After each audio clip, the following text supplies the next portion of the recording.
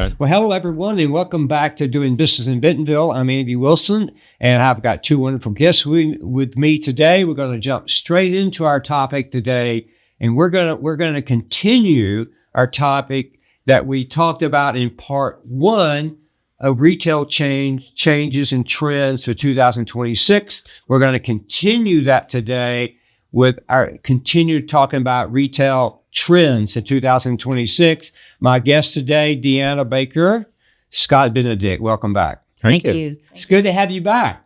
Thanks. It's good to see you. Okay. Now, both of these individuals are hosts of Doing Business in Bentonville. Mm-hmm. So it's really a treat to have them here because we don't get to sit across from each other very often, and we're getting to do that. Normally, we're individually doing our own show somewhere. So I'm excited to continue our conversation, part two, around the trends for 2026. Okay. Wow. What a year already. And we're just getting started, right? I mean, in part one, we talked about the impact on AI and digital transformation. If you haven't caught that podcast, really watch it or listen to it because our experts here really did talk a lot about that. The second thing we talked about was value and pricing strategy, which is so important to the consumer today in search of value. The third thing we talked about is also a trend of 2026 is consumer health and wellness shift. We see that everywhere taking place in our country today, in the world actually, and we're very, very excited about that. And many other things you can find in part one of our retail trends. Now, this is part two, and we're going to get into depth here a bit. You're going to get to hear from Deanna and from Scott. So really good advice here. Then we're going to wrap this thing up we're going to get into and talking about retailers. We'll talk about Walmart, Amazon, Kroger, Aldi's, and some of those. So that's what's in store for us today. So Deanna, I want you to lead us off because one of the things that Deanna did at Walmart so well, she was in merchandising and apparel and shoes and jewelry and all this kind of wonderful stuff. And Deanna, you did such a great job at Walmart. I always love walking the stores and seeing your hard work displayed through the fashions area and beyond. So anyway, talk about the trends actually from a employee standpoint, a worker, a future worker, what it's going to take to get the job done. Yeah. So I feel like there was a point somewhere through my career, and I would say through leadership especially, so even prior to 2020, and I have to speak from a merchant's perspective, but I was also extremely close with the cross-functional team. So I think this would apply to all. But extremely busy merchants. For us in particular, we're talking about 4,000 stores and so much to do. A lot of it was repetitive. It was labor intensive, a lot of number gathering, change one decision, go back and redo. And so a lot of heavy lifting that ate up time. And we were always trying to push back against that as a group of what does the customer say? Have you been in stores? What are our stores teams telling us? How can we remove friction so they can do a better job for the customer? Really hard to get to preserve time for those conversations.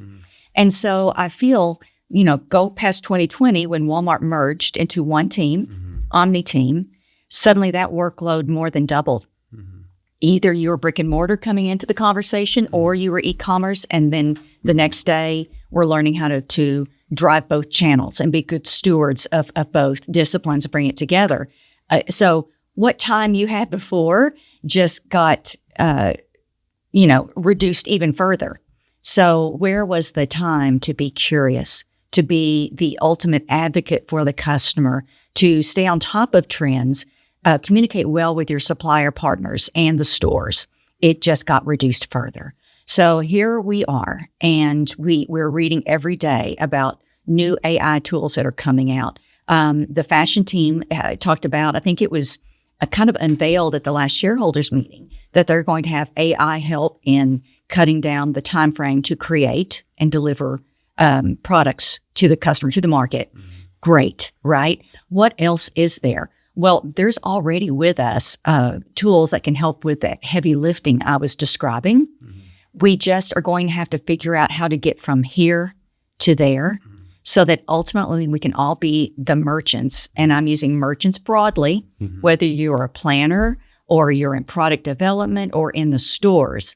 As a merchant, how do we, look globally and strategically down on our jobs and what we're responsible for, and making sure that we're handing off those things that we can and utilizing those to read and be better informed and use that newfound time to benefit the customer. And so to me, if we can get from here to there, I think it's going to be messy because all tools aren't there today. And so it's going to have to be, Scott, like reassessing at every mile marker. Is there something else that I can hand off? Am I using all the tools at my disposal so that I can ultimately be the best merchant I can be? And, also you've got, as an individual, you got to go through retraining. Absolutely. And that's hard when you're busy. The learning curve is going to be massive, right? Yes. And it's going to be massive. Because you have to do that. It's you're going to go to work and say, how do I do my job now? You may have been there for years. Yeah. Right? So the learning curve has got to take place. And each of you that are going to be impacted by that, there's got to be, you have to go back to school. Yeah. And that's where leadership plays a strong role in showing your team what matters to you, right? And what matters to me is having all of us as a workforce that is utilizing technology to our benefit. And so you have to model it. And then as an individual, you have to commit the time to it. So not easy, but I think the payoff is, well, it's not negotiable, actually. Yeah, it is. It's not if. No, it's not. Customer expects it. Yeah. It's not if anymore. Because you're right. The consumer is going to expect these type of seismic shifts when they shop. Yes. Online, even in the store. So it's got to go all the way back to the beginning. And that's the merchant. It is. And the supplier. Okay, Scott, continue. I know you have some thoughts about that. Continue on with this. It's really good. Deanna, thank you. That's really good what you made the foundation on. Yeah, no, I think building on her point, I think there's going to be a need for the emergence of the holistic merchant, a merchant who understands both the drivers of the business in physical retail as well as online retail, because this concept of channel mentality or channel mindsets, I think, is going to become quickly obsolete. In fact, I think it is, to think about you have expertise in the category, and the channels are how you reach the consumer, how you tell the story, and how you get great insight about what the customer likes and dislikes in not only what they buy, what they search for, what ratings or reviews, feedback the consumer gives you. And so it's going to require not only that the next generation of merchants that are in college today have different training than what they had, but it also requires an evolution of the current merchants. And I'll echo the concept that when I use that term merchant, it can be planning and forecasting, it could be inventory, it could be marketing, it could be the actual buyer themselves. But you have to look at inputs from a lot of different sources to make decisions about assortments, about planning of promotions, about how inventory flows. And then we live in an interesting world where supply chains were disrupted through the pandemic. Now they're impacted by other things like tariff policy and trade policies and things like that, to where you've got to make good decisions. Now, the great thing is that there are a lot of emerging tools. We talk about some of the customer-facing uses of AI. Some of the back-office uses of AI is to consume a lot of data and help merchants and planners and forecasters and inventory management teams make better decisions from a lot more data. And I think we talk about the challenges, and there's plenty, but there's also some wonderful benefits of the era that we live in broadly as consumers and certainly as merchants, to where now we have tools to help us parse through all of that information and hopefully make better decisions, but will require different kind of leadership, mindsets, different incentive structures, different ways of collaborating across both a retail organization and a consumer brand organization, and then how the two work together in ways that aren't being taught in universities, not some of the way that we did at the beginning of our careers. That's evolving very quickly. The good news is I think it would come out of it a far better, stronger industry, but the pain will be in the transformation that it feels like we're right in the middle of right now. I think we should move to talk about retailers for a moment, because you all have laid a great foundation on what's going to take place from the people in the merchant side and support side, the market side, all that. Now let's flip it to the consumer that's going shopping inside the store online. Okay, so let's think about that and for a moment, and let's just share your thoughts. And I'll just throw up a retailer. Let's talk Amazon. Okay, they just talked about today a huge change in Amazon brick and mortar. You want to talk about that, Scott? Yeah, they announced a supercenter format in Orland Park, which is a suburb of my hometown of Chicago.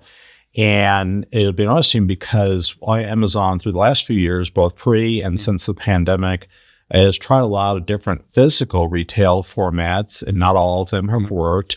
Their best physical retail format is the one that they bought, Whole Foods. And I don't say that to be critical. It's that they haven't found the right formula yet. I think this announcement is significant both because it's different and bigger in scale than things that they have tried before, which have been more either grocery formats or other smaller formats, and because it clearly appears aimed at one particular retailer, our former employer, because that is the one thing that Walmart has done so very well is evolve and grow the supercenter format, and Amazon doesn't have a response to that. This would appear to be a test of that format. So it'll be interesting to watch both that individual location and if they roll them out and at what speed.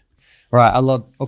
And Amazon, in preparing for that, they expanded their food program to all in 2025. They expanded this massive food program so people could get fresh food daily. Yes. Within hours, actually. Yes. And that's what seemed to have worked very well for them. Now here they go with brick and mortar in an expanded way. So that's definitely a trend. And I don't think they're not the last. We're going to talk about several other retailers. But Deanna, one of the things I think would be great is you talk about when you talk about specialty retail, apparel, all that. What do you see, or who do you see that's really on the front end of that from a specialty standpoint? Yeah, I think so many retailers right now are trying to figure that out. I don't think I would hold anyone up as the beacon. Okay. Because I think it's real-time learning. I would probably, I'm biased, but I'd probably put Walmart at the forefront, right? Okay. So if we kind of take a Walmart out of the equation and I look beneath that, then I first have to ask the question, who is in a healthy financial position? Because so many aren't right now. Some of it is, I would say a lot of it's self-inflicted for whatever reason, however they got there. But that becomes a distraction for them to figure out their own, get healthy plan, which to me may or may not include also how do I include AI technology and stay on the forefront when I'm just trying to fix my own, situation right now. Yeah. And that includes so many in mid-tier. Yeah. So, we've all read a lot about Kohl's and JCPenney as an example, and they're both taking different approaches to try and solve it. We've just heard about it today. Right. Luxury and bankruptcy. And so, Gap is trying to make a resurgence through all of their banners. And I think making some good strides there. So I think the race is on, but I would predict that if those who, number one, we need those who are struggling, we need them to figure it out. Yeah. Because the customer needs options. Right. Good point. Right. I don't think the world can exist on Walmart and Amazon. Right. I really don't. I agree. And, for different aesthetics and brand DNAs, those things need to, they create choice for the customer. Right. And so I wish them all well, and I hope they get it all figured out. But there better be someone looking right now. Like by this point, everyone must be on RFID. Right. Just Yes. the basic ground Yes. level, and some aren't. Right. Yeah. Right? They're not. And so don't let that slip further behind, because today's forest fire you're putting out You're right. will be another forest fire that you're behind on in this regard with technology. Great advice. Talk to me about Target. What are your thoughts? I mean, you shop Target. You looked at them. They were your major competitor for years and years at Walmart. We know Target has been struggling. We know there's been leadership change at Target. We've seen some really bad stores out of stock. It's a mess. Target's been a mess. I mean, they have been. And I want them to be successful and improve. But from your view, what do you see based upon how they're doing? Yeah. So there were years that I was very jealous of my Target counterparts and their ability to execute at store level with precision. I mean, to me, they were best in class. Right. And, whatever they intended from a merchant's eye showed up on the sales floor. It's a far cry from that now. We've all seen and read lots in the news about, different experiences people have had. To me, where they are now is completely fixable. But it's going to take leadership, really getting back to the basics and the disciplines of every position in the box, right? So you can't walk into a Target store, I don't care how beautiful a display is, if it's half stocked at the beginning of the season. And so I feel like they've had a breakdown in how they run that disciplined box that I admired for so many years. But I don't think it's that broken. I think customers still want Target to win. I think they want that shopping experience. Who doesn't love going through, Starbucks at the front store and then pushing that cart through and filling it with things you never knew you needed, right? Like it was an experience. I called you $100 store. Well, at least. Yeah, at least. Yeah. And so I think customers want them to win, but they've got to get their act together. And to me, it just starts with sheer discipline. Yeah. And making sure that you can do that on repeat. Good. Okay, Scott, let's talk Kroger. Yeah. Okay. It's been a lot in the news. Yes. They haven't yet named their CEO. Yes. But they were very focused on other things. A lot part of 25. An attempted merger. Yes. Right. So, what are your thoughts on Kroger? Well, it's interesting because both they and Albertsons have been very quick to say, okay, we're fine without this merger going through. We're just going to go forward. And both of them are innovating in different ways. I think if you look at Kroger's specifically, we talked previously about how private brands is important, and Kroger's been very good at private brands. They have the store breadth to do a lot of great things in terms of their retail media network broadly and the in-store elements of that. But I think they damaged a little bit of their brand credibility on some of the reasons why the merger didn't go through, which was they got caught raising prices. They got caught doing some things that didn't reinforce consumers' trust that their product was at the best possible value it could be at, and they haven't invested as aggressively in some of their omnichannel service elements, delivery from store and that sort of thing. And that's not to say that they haven't made those investments; they have. But they haven't gone as aggressively after that as I think some of their competitors have.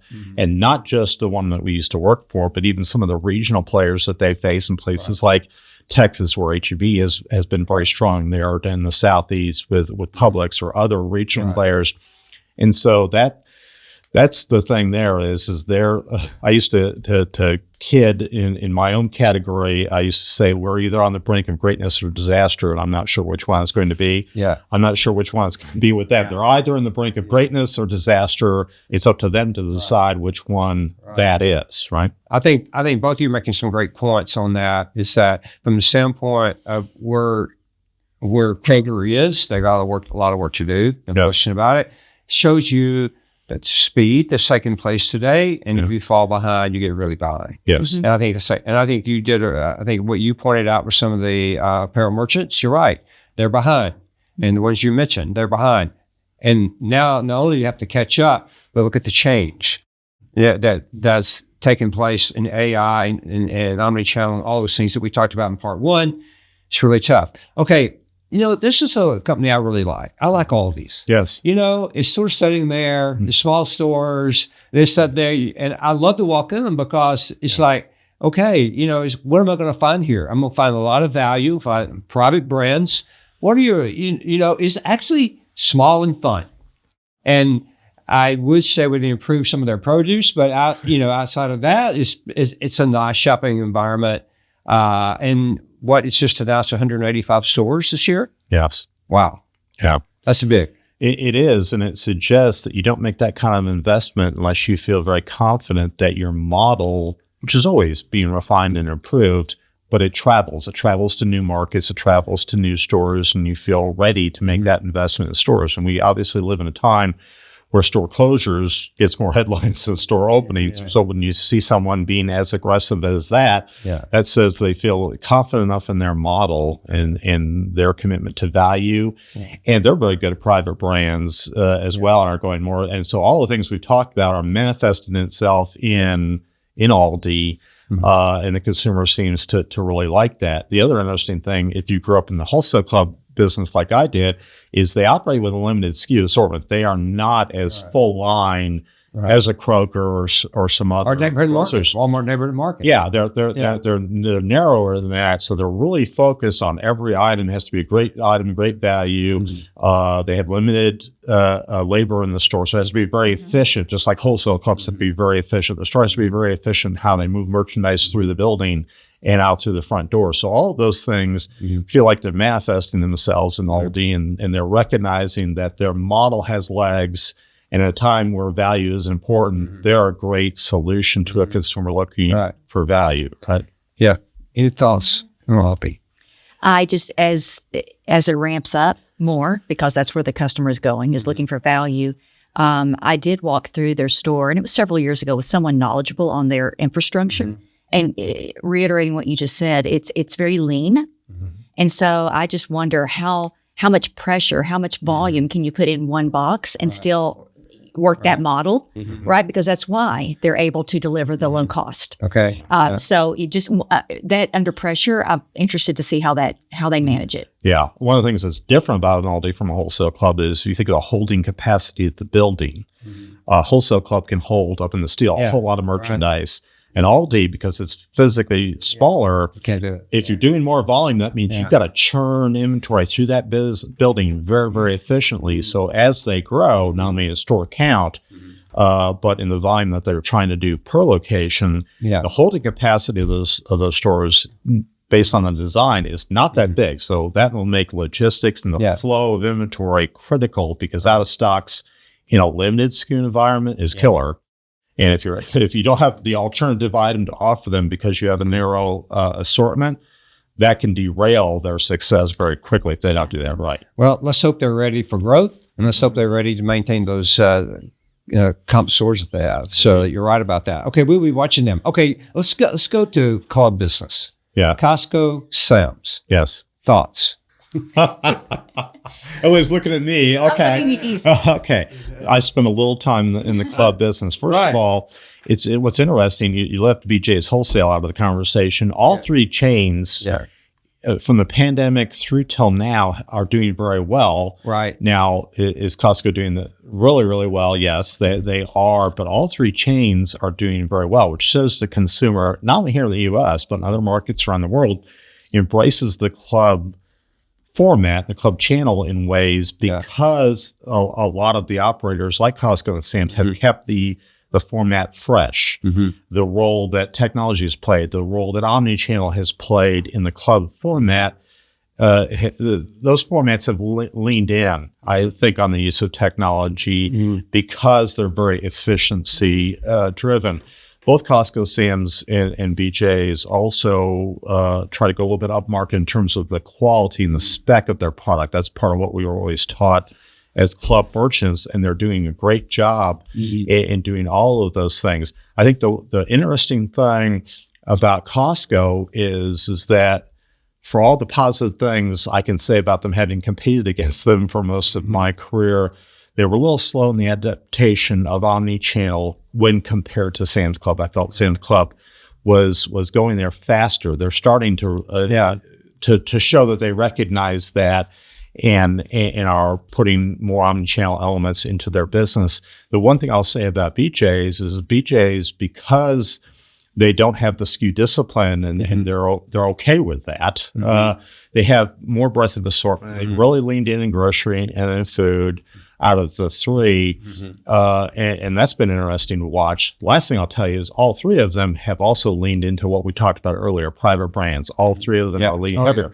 Now, a lot of people don't know, Kirkland Signature is the largest single private brand, I think, in the world, at least in the U.S., and because they only have the one brand.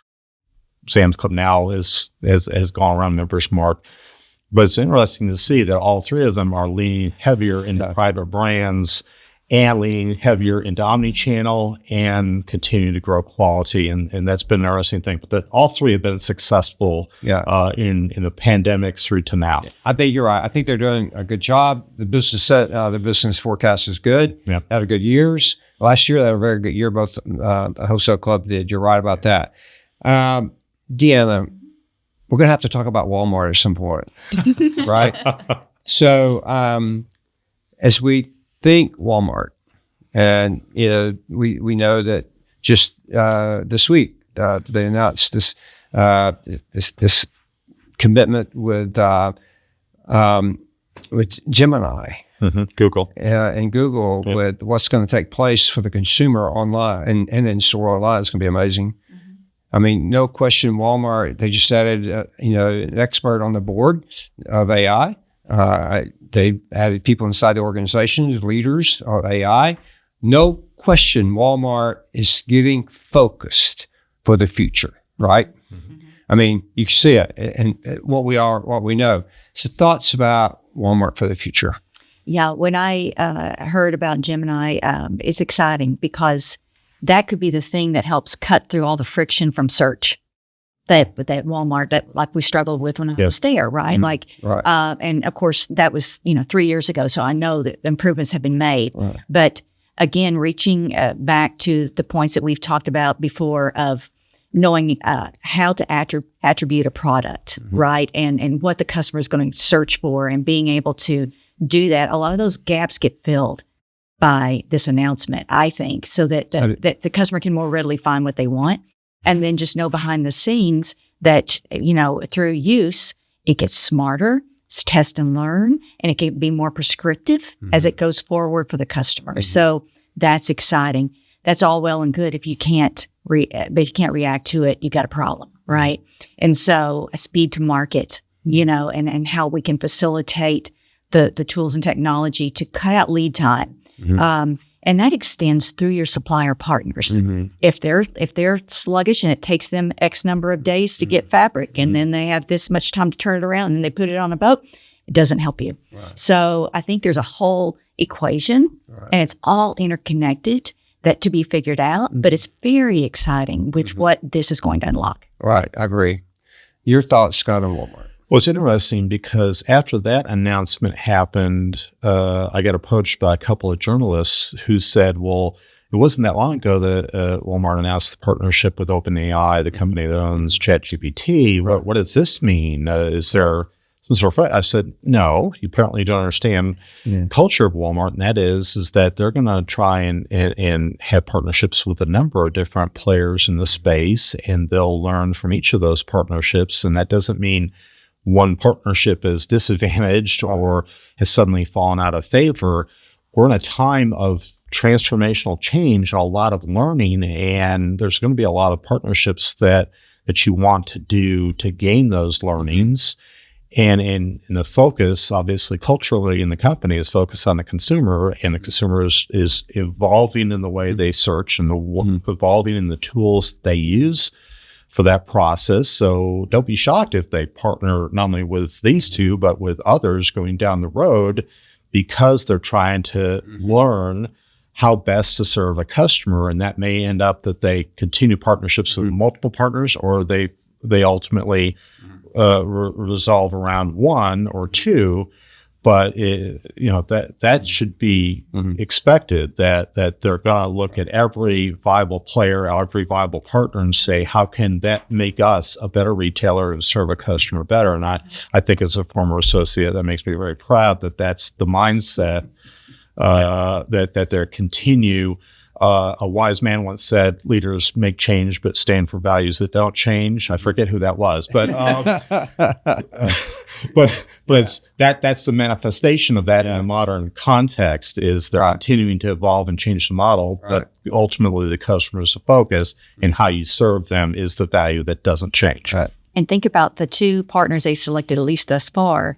Each of those partners are learning and iterating every day. So if you're surrounding yourself with people who are in that space and they're running as fast as they can to learn, new things and ways to adapt the technology, then you're going to have more answers over a faster time frame. You're going to get smarter faster. Exactly. Yes. Absolutely right. Absolutely right. What a great discussion. Thank you both. This is so exciting. Isn't it a great time to talk retail? It is. We're about to experience such a seismic shift in retail in the whole country, and things, especially around the things that we've talked about in part 1 and part 2 of this event around AI and the impact AI is going to have on business, especially retail. The thing that is so wonderful is that AI now is going to have more impact on retail the first. I mean, it's like AI is having an impact on a lot of places, but it's like now it's retail. Yes. Before, sometimes we drag behind in retail. Not now. And if you're behind, you better hurry. Indeed. As we talked earlier in our first segment about speed, the importance of speed. Speed is critical in retail today. And we were fortunate enough to grow up in a place where we were taught speed in the importance of it. And okay, as we wrap up, any final thoughts from our 2 wonderful panel story?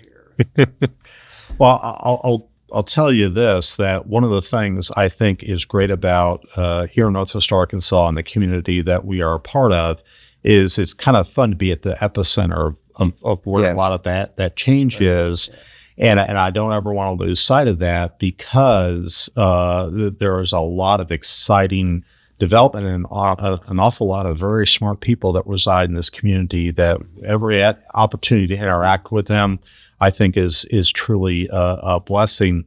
I counter that with the fact that one of the great learnings about 4 years in the international division is that not all great ideas in retailing emanate from within the boundaries of the United States. There's best practices in a lot of different markets, and that's probably the biggest takeaway I had from that. And so I think as we move forward, it's not only are we blessed to be in a real epicenter and a capital of how retail is evolving, we also still have to keep our eyes on what's going on in other parts of the world and where innovation is taking place, because not all of it takes place here. A lot of it does.